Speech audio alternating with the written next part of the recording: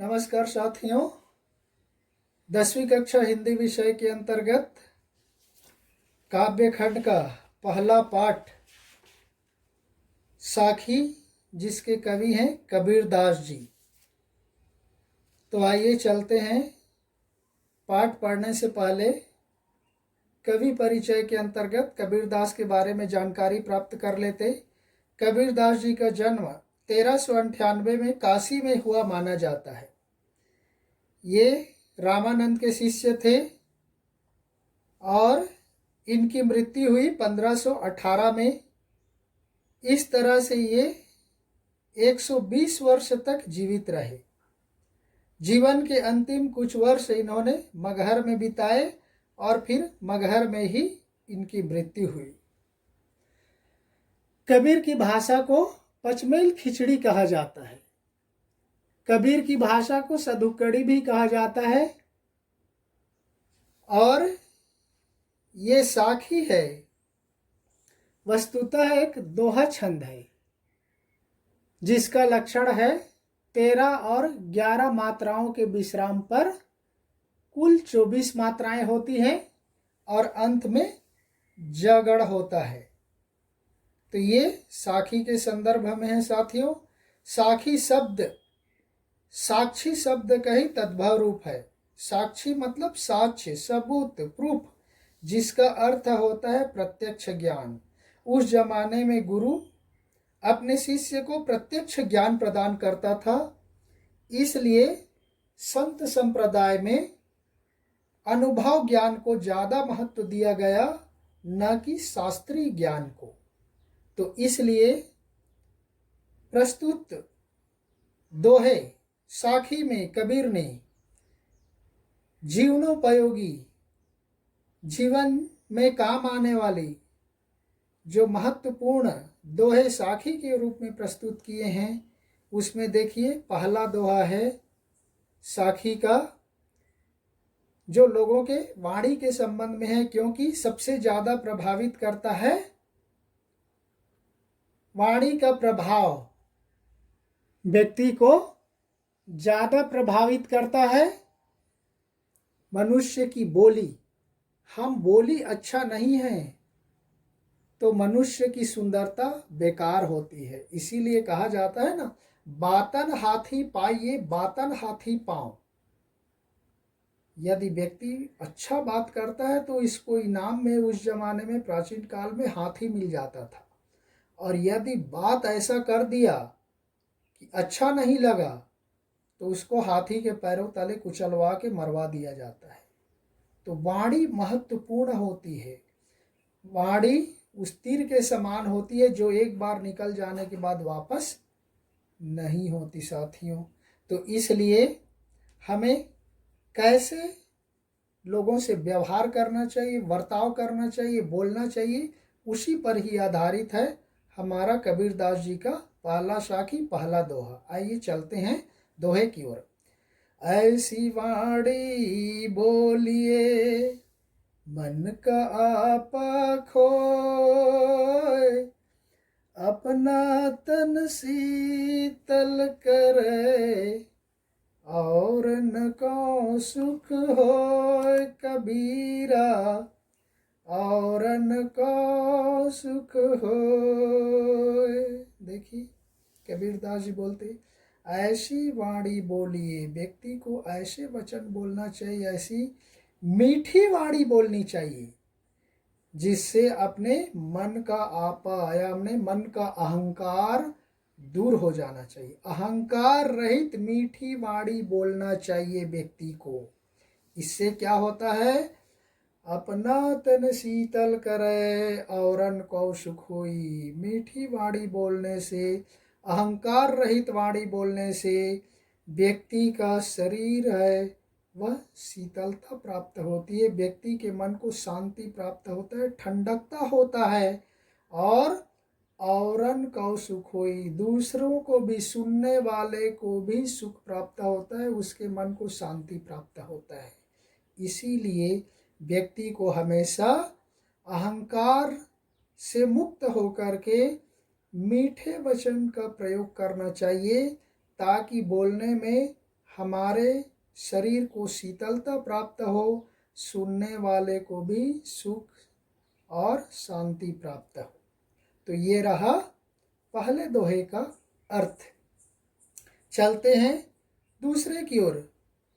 कस्तूरी कुंडली बसे, मृग ढूंढे बन माही, ऐसे घटी घटी राम है, दुनिया देखे नाही।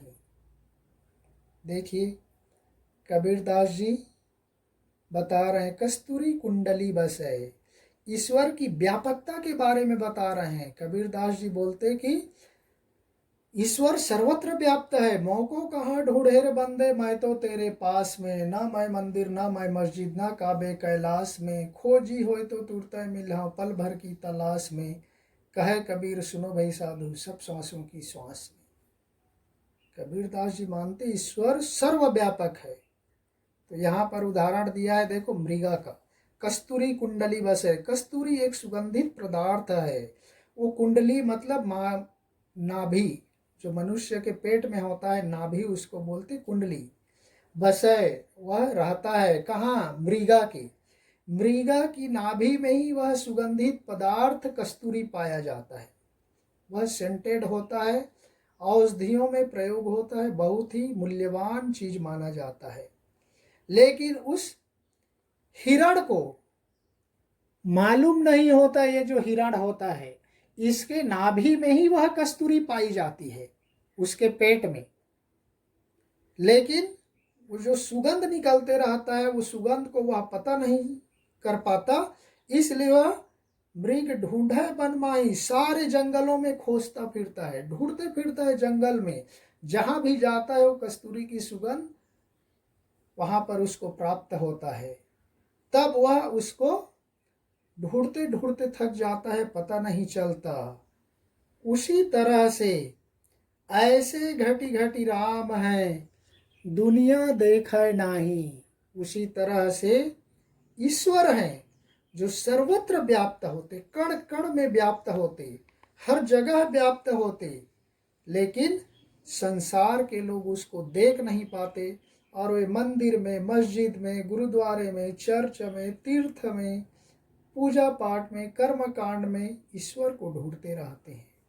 ईश्वर तो वास्तव में उस प्रत्येक जीव के आत्मा के रूप में वह परमात्मा मौजूद है। बस व्यक्ति को अपने अहंकार को छोड़कर, अपने अज्ञान को छोड़कर अपने आत्मा रूपी परमात्मा में झांकने की जरूरत है। वह परमात्मा स्वतः प्राप्त हो जाएंगी, ये कबीरदास जी मानते हैं। क्योंकि कबीरदास जी निर्गुण धारा के कवि हैं और वह ईश्वर को सर्वत्र मानते हैं। इसलिए वह कहते हैं कि मेरे ईश्वर उस कस्तूरी की सुगंध की तरह है जो सर्वत्र फैले हुए हैं।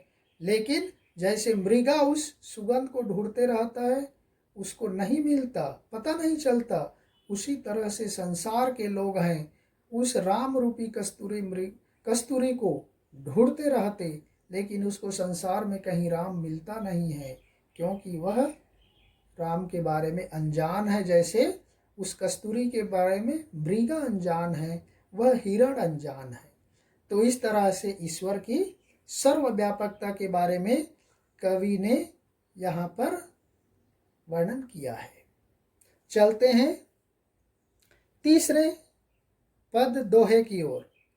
जब मैं था तब हरि नहीं, अब हरि हैं मैं नाही, सब अंधियारा मिट गया, जब दीपक देखा माही।